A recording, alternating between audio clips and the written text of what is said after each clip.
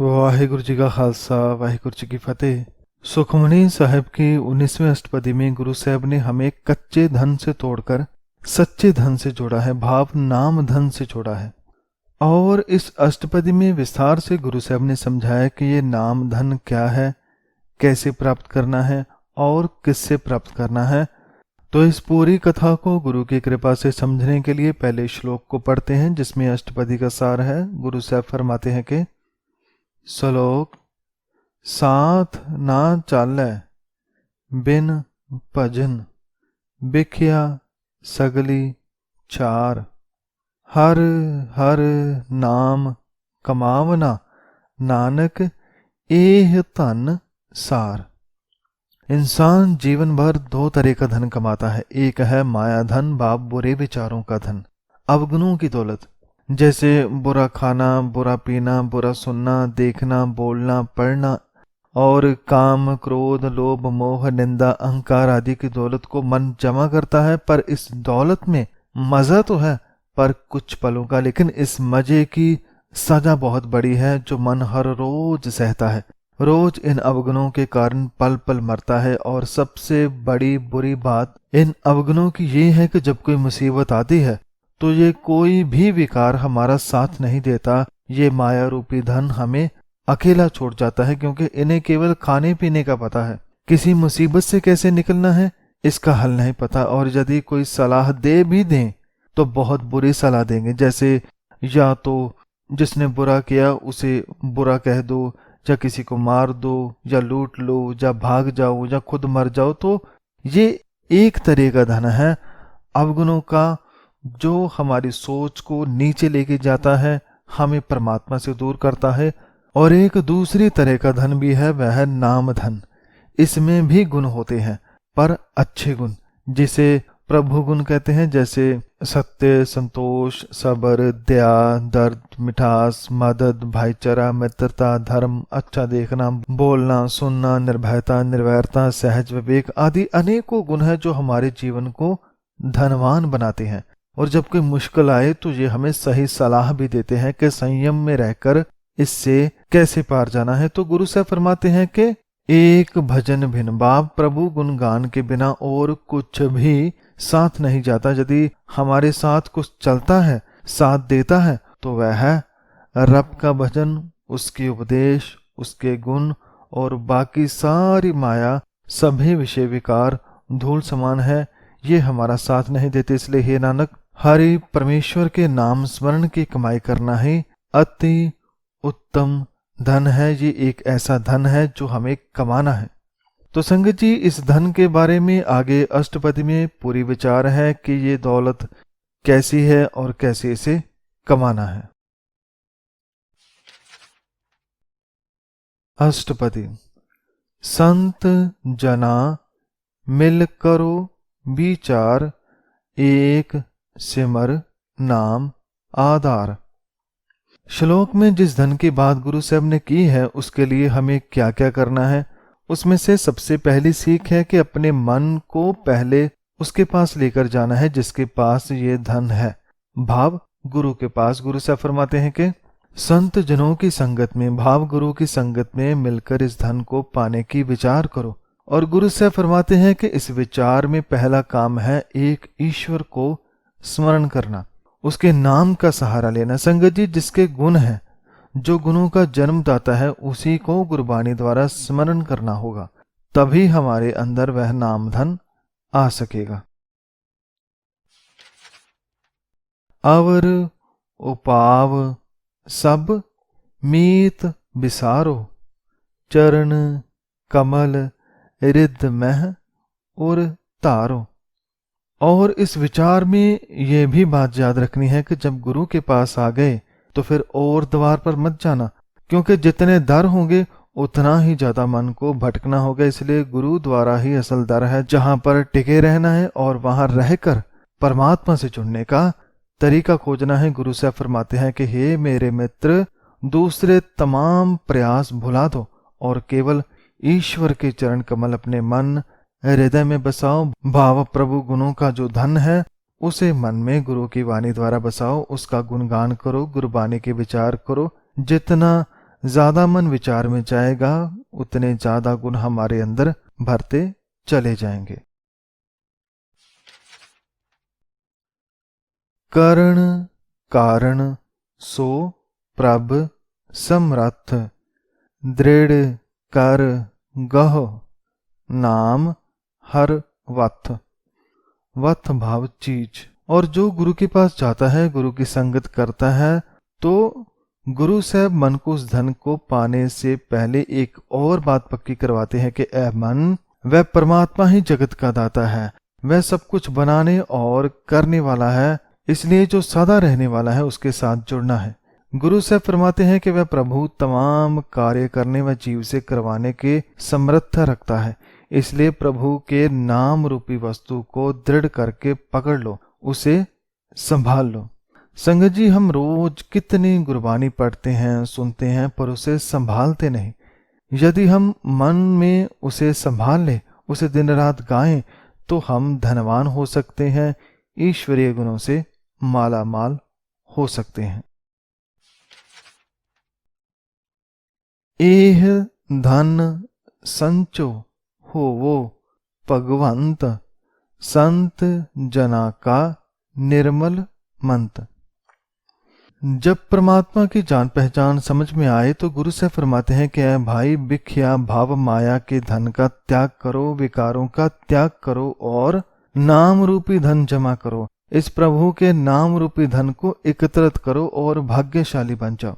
संत जनों का यही निर्मल मंत्र है, भाव गुरु का, संत महात्माओं का यही पवित्र उपदेश है कि प्रभु गुणों के धन को, नाम धन को इकट्ठा करो। और एक बात के, एक आस राखो मन माह, सर्ब रोग नानक मिट जाह। इस धन के साथ साथ आशा केवल और केवल एक पर रखो, प्रभु परमात्मा पर अपने मन की आशा रखो। यदि एक ही दर पर सर होगा तो वह नानक मन के सभी रोग मिट जाएंगे। और रोग क्या है? रोग है वह धन जो हमने पहले जमा कर रखा था, माया का धन, विकारों का धन, जो हमें गहरे अंधेरे कुएं में धकेल रहा था, जो मन को गलत रास्ते पर लेकर जा रहा था। गुरु से मन को समझा रहे हैं कि ऐ मन, सही धन चुनो और आशा केवल वाहे गुरु पर रखो। तो अगले दूसरे पद में गुरु साहब फरमाते हैं कि वह धन मिलता कहां से है। जिस धन को चार कुंट उठ तावह, सो धन हर सेवाते पावह। कुंट भाव तरफ, चार कुंट भाव चारों तरफ। संगत जी, बाहरी धन भाव पैसे की बात करें तो जब किसी को कोई लालच दे कि यदि इतना पैसा तुम्हारे पास हो तो तुम ये सब कर सकते हो, अमीरों की तरह जीवन गुजार सकते हो, तो जो मन इस लालच में आ जाता है तो वह इसे कमाने के लिए कोई आसान रास्ता ढूंढता है जिससे वह झट से अमीर हो जाए। पर अमीर होने के लिए रास्ता मेहनत है, कोई शॉर्टकट नहीं। जो जल्दी अमीर होने के चक्कर में पड़ते हैं वह और ज्यादा चिंता में गिर जाते हैं। ऐसे ही नाम धन को पाने के लिए भी कई लोग आसान रास्ते ढूंढते हैं। पर गुरु से फरमाते हैं कि हे मित्र, जिस धन हेतु तू चारों ओर भागता फिरता है वह धन तुझे ईश्वर की सेवा से प्राप्त होगा, और चाहे कितने भी और तरीके कर लो सब व्यर्थ जाएंगे। एक हर की सेवा भाव, जो गुरबानी में हर की बात है, परमात्मा की बात है, जो गुरबानी के उपदेश हैं, उसे मन में बसाना है, उसे विचारना है। संगत जी, ये काम तो आसान है पर फिर भी हम नहीं करते। क्यों नहीं करते? क्योंकि मन में माया है, विकार है जो करने नहीं देंगे। पर यदि आप रोज थोड़ा थोड़ा करके गुरबानी विचारें तो कामयाब हो सकते हैं। और केवल नाम धन ही नहीं, गुरु साहब फरमाते हैं कि जिस सुख को नित बाछह मीत, सो सुख साधु संग परीत। और हे मेरे मित्र, जिस सुख को तो नित्य इच्छा करता रहता है वह सारे सुख साधु संग परीत में है। भाव गुरु से प्रेम करने में ही सारे सुख प्राप्त हो जाते हैं। गुरु से प्रेम कैसे करना है? गुरु की आज्ञा में रहना है। गुरु की बात को मानना ही प्रेम है। संगत जी कहते हैं कि प्रेम किया नहीं जाता, ये तो हो जाता है। ऐसे ही जब हम गुरबानी को पढ़ते हैं तो जब पढ़ते पढ़ते मन गुरु के उपदेशों में डूब जाता है तो गुरु से प्रेम हो ही जाता है। और ये प्रेम सुखों का सागर है। और इसके अलावा जिस सौभाग्य को करह पड़ी करनी, सा शोभा भज हर की सरणी। इंसान ये भी चाहता है कि उसकी शोभा हो, उसके नाम चारों ओर फैले, पर यदि मन में माया होगी तो शोभा कभी ना मिलेगी। और यदि मिल भी जाए तो वह कच्ची और खरीदी सी होगी, जिसका लोगों के मनों पर कोई असर न होगा। गुरु से फरमाते हैं कि जिस शोभा के लिए तू शुभ कर्म करता है वह शोभा हर की शरण में जाने से मिलती है। भाव मन जब परमात्मा की शरण में जाता है, जब उसे मन में बसाता है तो शोभा करवानी नहीं पड़ती, महिमा करवानी नहीं पड़ती। उस प्रभु से प्रेम करने वाले की शोभा उसके कर्मों के कारण, उसकी वाणी के कारण, उसके गुणों के कारण चारों ओर अपने आप फैल जाती है। और इसके अलावा यदि कोई मन में रोग है तो अनक उपावी रोग ना जाए, रोग मिटाए हर अवखद लाए। यदि मन में कोई रोग है, संगत जी मन के रोग होते हैं, ये हमारे विकार, अहंकार, क्रोध, मोह, ऐसे रोग किसी और उपाव से, किसी और तरीके से दूर नहीं होते। यदि मन के रोगों को ठीक करना है तो मन में हर की अवखद भाव परमात्मा के नाम की दवा देनी होगी। संगत जी जिस मन में रब का नाम का गुणगान है, जिस मन में प्रभु गुण है, वहां से सब रोग अपने आप दूर हो जाते हैं, क्योंकि वह मन रोज परमात्मा के नाम की दवा लेता है और वह दवा ही सारे रोगों को मिटाता है। मन में से अहंकार का रोग, जो सबसे बड़ा रोग है, वह भी दूर हो जाता है।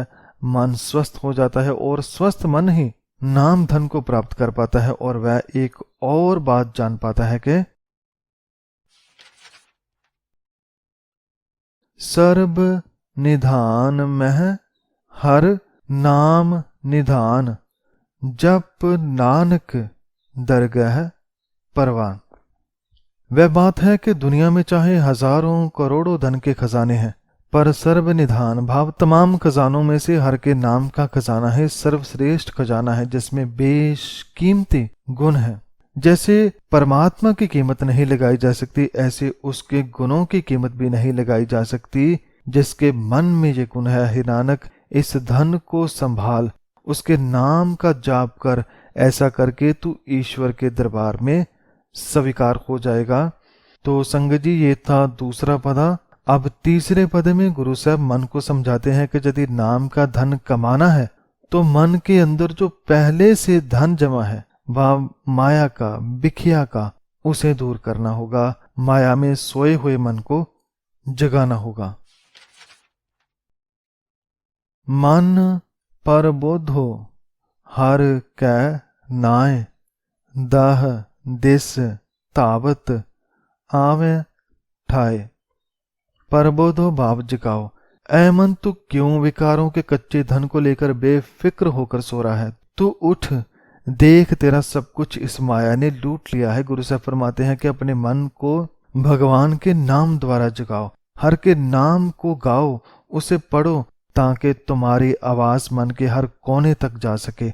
जो मन चारों दिशाओं में भटक रहा है वह इस नाम से वापस आ सके, अपने घर में बस सके। इसलिए हर के नाम को याद करो, उसका गुणगान करो। ऐसे 10 दिशाओं में भटकता हुआ ये मन अपने ग्रह में वापस आ जाएगा। और मन जब रब के नाम से जुड़ जाए, वापस घर में आ जाए, तो ता को बिघ्न ना लागै कोय, जा कै हृदय बसै हर सोय। तो फिर इस मन को कोई विघ्न नहीं आता, संकट नहीं आता। संकट आए भी तो अब कैसे आए? अब तो संकट मोचन परमात्मा का नाम, गुरु की वाणी जो मन में आ गई है, जिसके आने से मन को सहारा मिला है और इसे अपने ही घर में सुख मिल गया है। इसलिए गुरु साहब फरमाते हैं कि उसे कोई संकट नहीं आता। जिसके हृदय में वह ईश्वर बसता है, भाव के कोई संकट, विघ्न, दुख शरीर तक तो पहुंच सकता है पर मन तक नहीं। मन तो अब सुख में है, आनंद में है, क्योंकि वह अपने घर में है, परमात्मा के साथ है। काल ताती ठांडा हर नाव, सिमर सिमर सदा सुख पाओ। कुछ मन सोचते हैं कि हम चाहे लाख कोशिश करें पर इस कलयुग की हवा से बच नहीं सकते। हर तरफ अंधकार है, बुराई है, विकार है। तो इस हालात में हम क्या करें?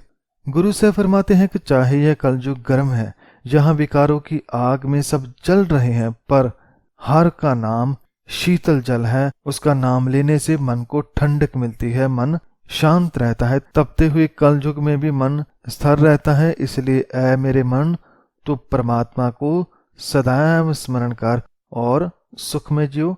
स्मरण करने से क्या होता है? पाओ बिन से पूर्ण होए आस, भगत पाए आत्म प्रगास।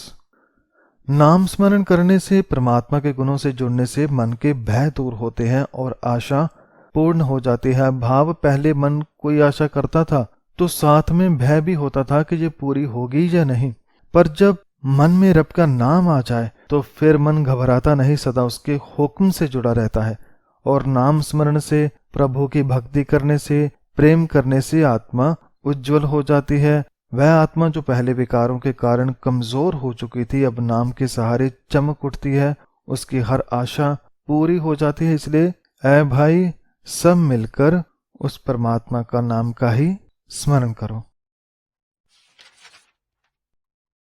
तित घर जाए बसै अब नासी, कौ नानक काटी जम फांसी। अर्थात जो एक को सिमरता है, जो एक का ध्यान करता है, उसके हृदय घर में अविनाशी प्रभु बसता हुआ मन को दिखाई दे जाता है। जो सारे सुखों का कारण है वह मन में बसता हुआ दिखता है। और हे नानक, हर के नाम के साथ जमों की, भाव विकारों की फांसी मन में से हट जाती है। जो फांसी हमें रोज मारती थी, रोज तिल तिल करके मारती थी, वह अब गले से निकल गई है। तो ये था तीसरा पदा। अब चौथे पदे में गुरु साहब मन को नाम धन के साथ जुड़ने के लिए कुछ और पड़ाव पार करने के लिए फरमाते हैं कि हमें इंसान बनना है और रोज रोज के जन्म मरण से बाहर निकलना है। तत् विचार कह जन साचा, जन्म मरै सो काचो काचा। सच्चा मनुष्य कौन है और कच्चा कौन है? वो ही सच्चा मनुष्य है जो सारे तत्व की विचार करता है। भाव सारे तत्वों का जो तत्व है परमात्मा, जो उसके गुणों की विचार करता है, वह सच्चा हो जाता है, क्योंकि उसे विचारने से मन के विकार दूर हो जाते हैं। और जो नाम से दूर है और माया के नजदीक है, वह सदा जन्मता मरता रहता है। वह कभी कुछ बन जाता है, कभी कुछ, पर इंसान नहीं बनता। गुरु से फरमाते हैं कि वह बिल्कुल कच्चा है, झूठा है, जो आवागमन जन्म मरण के चक्कर में पड़ता है। क्या ये आवागमन मिट सकता है? आवागमन मिटै प्रभ सेव, आप त्याग शरण गुरुदेव। हाँ, ये मिट सकता है। इंसान रोज रोज नहीं बल्कि पल पल बदलता है। एक ही पल में कुछ होता है, दूसरे पल में कुछ और। पर जो प्रभु की सेवा करता है, जो प्रभु का स्मरण करता है, जो प्रभु गुणों उपदेशों को जीने लग जाता है, उसके अंदर की बुराई दूर हो जाती है, उसका आवागमन मिट जाता है। इसलिए यदि उसे मिटाना है तो अपना अहम तब त्याग दें और गुरुदेव की शरण लें। गुरु के पास ही प्रभु के नाम का धन है, जो मन को सच्चा बनाता है और मन का आवागमन दूर करता है। इयों रतन जन्म का होए उदार, हर हर सिमर प्राण आधार। और ये नाम धन ही इस रत्न जन्म को सफल करता है। संगत जी, ये जन्म कितना कीमती है, यदि इतना भी हम जान ले तो हम इस जीवन को कभी खराब ना करें बल्कि इसे सफल करें। गुरु साहब तो इस जन्म को रत्न के बराबर रख रहे हैं कि जैसे कोई रत्न कीमती है ऐसे ही जन्म कीमती है, और इस अनमोल जीवन का उद्धार परमात्मा के नाम धन से होता है। इसलिए ऐ मन, हरि परमेश्वर की आराधना कर जो तेरे प्राणों का आधार है। अनक उपाव ना छूटन हारे, सिमृत सासत भेद विचारे। गुरु साहब फरमाते हैं कि परमात्मा के साथ जुड़ना, उसके गुणों में जीना, यही एक सच्चा रास्ता है। और यदि नहीं यकीन तो इस देश के पुराने शास्त्र, स्मृतियां, वेद, उन्हें विचार कर देख लें। वह भी यही कहते हैं कि यदि आवागमन से बचना है, यदि विकारों से मुक्त होना है तो परमात्मा के नाम के साथ जुड़ो।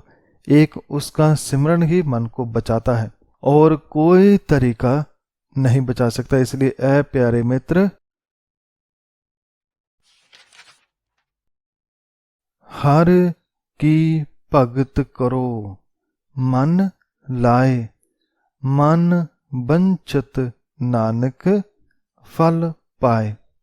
ऐ भाई, ऐ मित्र, मन लगाकर हर की भक्ति करो, प्रभु का ध्यान करो, उसे गुरबाणी द्वारा जानो, उससे प्रेम करो, उसके गुणों को जानो, जियो, ये धन जमा करो। जो ये भक्ति करता है, हे नानक, उसे मन निश्चित फल प्राप्त हो जाता है, भाव उसे परमात्मा प्राप्त हो जाता है। जब वह नाम से मिल जाता है तो फिर किसी फल की इच्छा उसे नहीं रहती, क्योंकि जो हर फल का दाता है परमात्मा, मन उसे पा लेता है।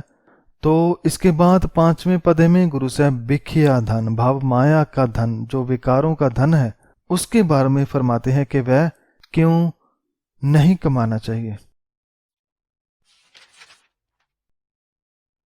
संग ना चालस तेरे तना, तू क्या लपटावह मूर्ख मना। जैसे कि गुरु साहब की कृपा से हमने पहले श्लोक में जाना था कि मन ने कच्चा धन, भाव वह धन नहीं जमा करना जो हमारी मुश्किल की घड़ी में साथ नहीं देता, और वह धन जो परमात्मा से दूर करे उसे कमाने का क्या लाभ। गुरु साहब फरमाते हैं कि जो धन तेरे साथ जाने वाला नहीं, जो तेरा साथ बीच राह में छोड़ जाने वाला है, ऐ मूर्ख मन, तो उसके साथ क्यों लिपटा हुआ है। सुत मीत कुटुंब अर बनिता, इन ते कहो तुम कवन सनाथा। सुत भाव पुत्र, कुटुंब भाव परिवार, बनिता भाव स्त्री, अर्थात इस कच्चे व मायावी धन से जिसे पुत्र, मित्र, परिवार या स्त्री को तो चाहता है। संगत जी, यहाँ पर माया के कच्चे धन की बात है तो परिवार भी माया का है, भाव विकारों का। कहने का भाव, हमने अच्छे परिवार, विवेक, बुद्धि, सबर, संतोष, सत्य, दया आदि को छोड़कर माया के परिवार को अपना बनाकर रखा है। वह परिवार है अवगुणों का, जिसमें झूठ है, फरेब है, निंदा, अहंकार। ऐसे हमने अपने पारिवारिक मेंबर बना रखे हैं, इन्हें हमने अपना मित्र बना रखा है। लेकिन इन्हें चाहे कितना भी खुश कर लो, ये अंत में साथ देने वाले नहीं हैं। ये केवल तब तक हैं जब तक हमारे पास कच्चा धन है, भाव विकार है। जब तक हम जवान हैं तब तक ये हमारे साथ है, जब तक हम सुखी हैं तब तक ये हमारे साथ है। जब हमारे पास कुछ ना होगा, ये विकार भी हमारा साथ ना देंगे। तो ऐसे धन से हमें क्या लाभ। राज रंग माया विस्तार, इन ते कह कवन चुटकार। केवल परिवार ही नहीं, माया के और रंग भी बहुत हैं। जैसे माया विस्तार, इस कच्ची दौलत का विस्तार मन को राजे की तरह जीना सिखाता है। माया कहती है कि तू ही राजा है, तू जो चाहे कर सकता है, मस्ती कर, पैसे उड़ा, किसी को धमका, निंदा कर, झगड़ा कर, रंग रलियां मना। ये सब माया का विस्तार है। माया हमें हर पल नचाती है, पर गुरु साहब फरमाते हैं कि जब कोई मुश्किल आए, तू ही बता, इनमें से कोई परिवार या कोई राज या कोई अवगुण तुम्हें कभी बचा सकता है? नहीं बचा सकता, क्योंकि जो बचाने वाला है उससे तो कभी मन मिला ही नहीं।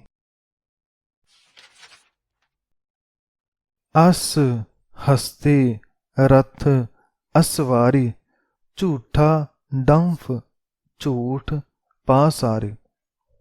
और ये कच्चा धन, झूठा विकारों का धन, मन को अस भाव घोड़े, हस्ती भाव हाथी, रथ भाव रथों की सवारी करवाता है। भाव के कभी इसे थोड़ी शोभा दिलाकर घोड़े पर बिठा देता है, कभी खुशामद करके हाथी पर बिठा देता है। ऐसे ही इसी तरह की और भी झूठी तारीफों पर सवार ये मन करवाता रहता है, ये माया हमें करवाती रहती है। पर ये डंफ भाव दिखावा, ये सारा ही झूठा है और झूठा है पासारी। जितना भी माया ने मन में झूठ का संसार बना रखा है, जितना भी इसने विस्तार किया है, ये सारा ही झूठा है, जो मन को सत्य से दूर कर देता है। जिन दिए तिस बुझे ना बेगाना, नाम बिसार नानक पछुताना।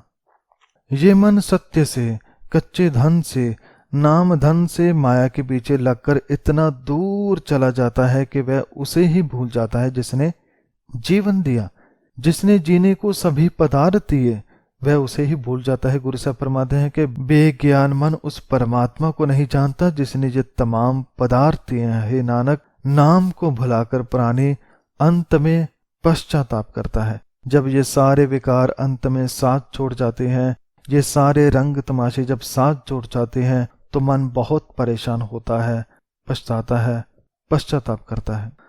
तो ये था 5वां पद, जिसमें विकारों के धन के बारे में बताया, जो ये धन हमने मन में जमा करके रखा है। अगले पद में गुरु साहब हमें इस झूठे धन से, विकारों से कैसे दूर होना है उसके बारे में फरमाते हैं। गुर की मत तू लेह एआणे, भगत बिना बहु डूबे सियाणे। एआणे भाव अनजान, ऐ सच्चे धन से बेखबर मन तू सुन, तू गुरु की बात को सुन, तू गुरु के उपदेश को मन में ले, उससे अपने आप को सुधार। गुरु के उपदेश ही परमात्मा की भक्ति है और यही भक्ति तुम्हें सच्चे धन से, नाम धन से जोड़ेंगे। इसलिए गुरु की शिक्षा को सुन, वाहे गुरु की भक्ति कर। प्रभु की भक्ति के बिना बड़े बड़े बुद्धिमान लोग भी विकारों में डूब गए हैं। तो ऐसी भक्ति संगत जी क्यों जरूरी है?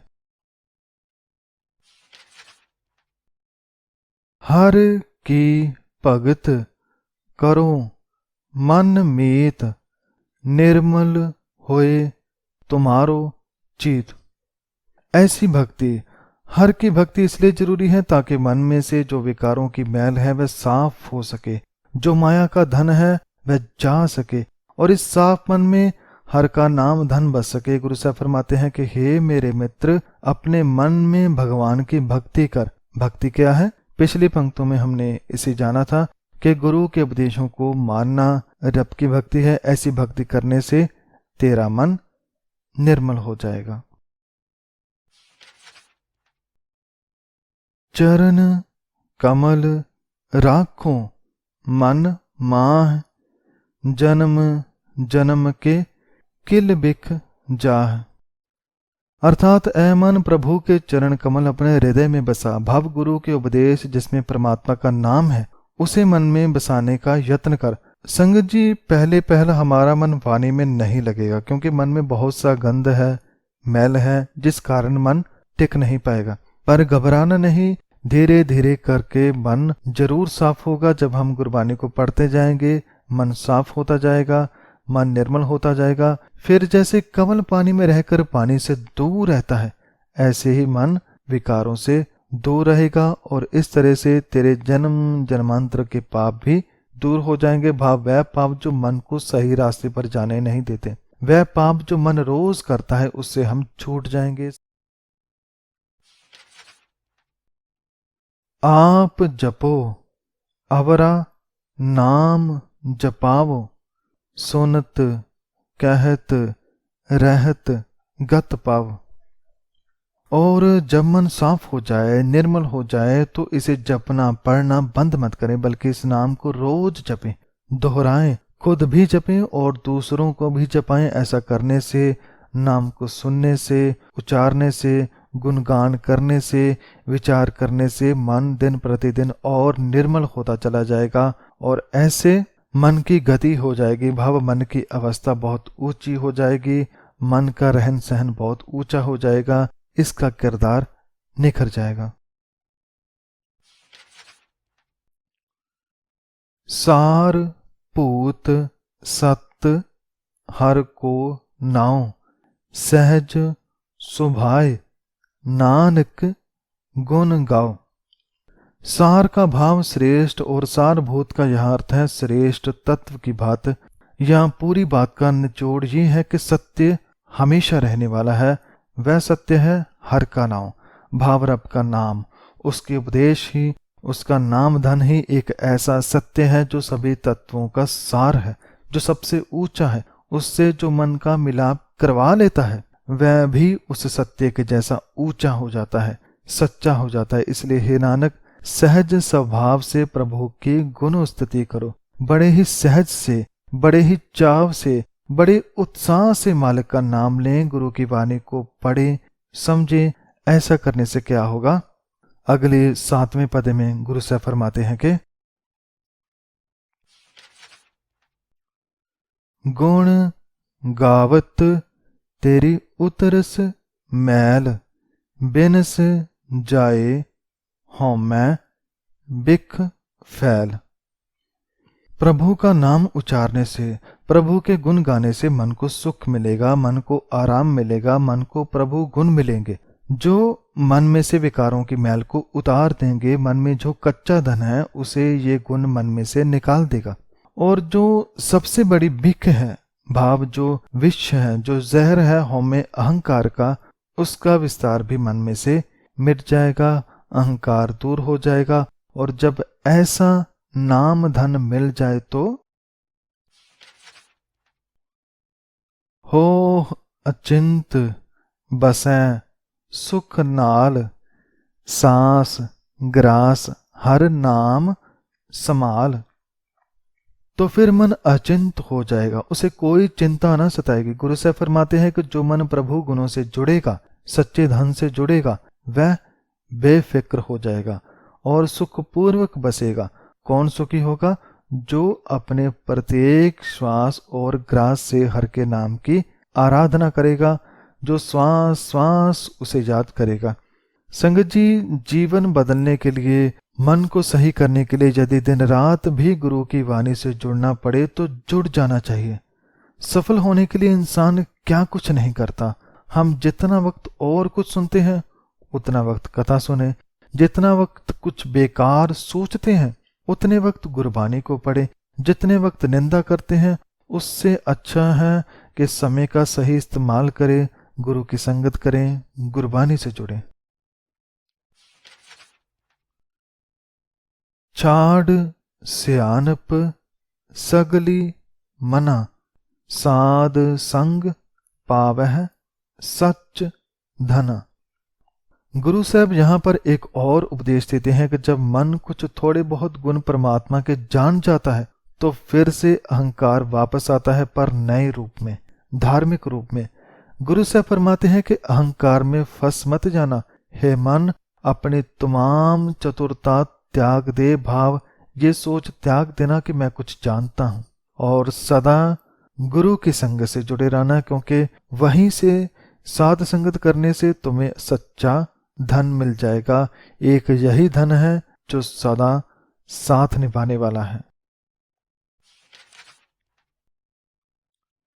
हर पूंजी संच करो व्यवहार, इहा सुख दरगह जयकार। संच भाव इकट्ठा करना, व्यवहार भाव व्यापार। ऐ मेरे मन, अब तो निर्मल हो गया है, अब तो दिन रात हर की पूंजी एकत्रित कर, भाव सच्चे नाम का धन को इकट्ठा कर, जमा कर, और केवल जमा ना कर बल्कि करो व्यवहार, भाव उसका व्यापार भी कर। यानी जो गुण मिले हैं उसे जी, उसको खर्च कर, उससे जीवन को बदल, सच्चा बन, दयावान बन, निर्भय बन, विनम्र बन। ऐसे गुणों को जी, इस तरह इस जीवन में भी सुख मिलेगा और प्रभु के दरबार में भी सत्कार होगा। भाव हम बाहर और अंदर से सुखी हो पाएंगे, क्योंकि अब मन हमें बुराई की तरफ नहीं बल्कि अच्छाई की तरफ रखेगा, जहां पर बहुत सुकून है, आनंद है। सर्व निरंतर एक को देख, कौ नानक जा कै मस्तक लेख। हे मेरे मन, जिस सत्य को तूने पहचाना है, जिस परमात्मा को तूने अपने भीतर जाना है, उसी को सर्व निरंतर भाव सभी के भीतर देख। एक वही सबके अंदर है, उसी की जोत से सब जी रहे हैं। पर हे नानक, ये जोत भी वही देख पाता है जिसके माथे पर भाग्य विद्यमान है। भाव जिसने पहले बताई हुई शिक्षाओं को मन में बसाकर अपने लेख लिख लिए हैं, अपना भाग्य जिसने जगा लिया है, वही हर एक में, सबके अंदर उस एक को देख पाता है। तो संगत जी, इस अष्टपदी के आखिरी भाव 8वीं पदे में गुरु साहब उस एक के बारे में फरमाते हैं कि वह एक कौन है जिसके पास से सच्चा धन मिला। और मन को गुरु साहब क्या क्या समझा रहे हैं। एक को जप, एक को सालाह, एक सिमर, एक को मन आह। गुरु साहब फरमाते हैं कि ऐ मन, और किसी तरफ नहीं जाना बल्कि एक को ही जपना है, वाहिगुरु का ही जाप करना है, एक की ही सिफ्त सलाह करनी है, उसी को सलाहना है, एक का ही स्मरण करना है और एक भाव परमात्मा को ही मिलने की मन में चाह रखनी है। एकस के गुण गाओ अनंत, मन तन जाप एक भगवंत। और गुण गाने हैं तो एक के, एकस के गुण गाओ, अनंत, अनंत भाव बेअंत, जिसके गुणों का अंत नहीं, उसके गुणों को गाना है, उसके उपदेशों को मन में बसाना है। और केवल मुख से नहीं जपना, मुख के साथ मन भी उस नाम को सुने और जपे, और मन के साथ तन भी इंद्रियों के सहारे भगवंत के नाम का जाप करे, सुने, जपे और समझे। एक को एक, एक हर आप, पूर्ण पूर रहे हो प्रभ व्याप। और जिस परमात्मा का जाप है, जिसके उपदेश मन जप रहा है, वह एक ही है, वह एक ही हर जगह है, वह एक होकर भी अनेकों स्थानों पर है, वह सब कुछ खुद आप ही आप है, वह सभी में पूर्ण तौर पर बस रहा है, वही सभी में व्यापक है। और जो मन रब के नाम के साथ जुड़ता है, वह ये भी जान जाता है कि अनक विस्तार एक ते भय, एक आराध पराचत गए। उस एक ने ही सारे जगत को बनाया है, उस एक से ही, एक ईश्वर से ही अनेक प्रसार हुए हैं, अनेक जगत बने हैं। इसलिए उस एक की ही आराधना करनी है, उसका ही ध्यान करना है, इसी से सच्चा धन मिलता है और पराशत भाव पाप। ऐसे भगवान की आराधना करने से पाप मिट जाते हैं, सब रोग दूर हो जाते हैं। तो अंत में गुरु साहब फरमाते हैं कि मन तन अंतर एक प्रभ राता, गुर प्रसाद नानक एक जाता।